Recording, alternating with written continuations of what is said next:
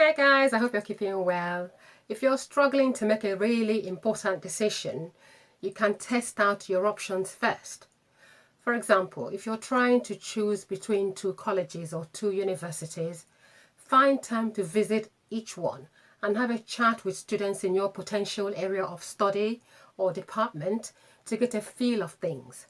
If the schools are located in different towns from where you live, take time to visit the towns, do some shopping and chat with local residents. As you expose yourself to experiencing all your options, your instincts will tell you whether an unfamiliar situation feels right or doesn't quite sit right with you. You will instinctively know where you will feel more at home and feel happy to adapt to your new surroundings.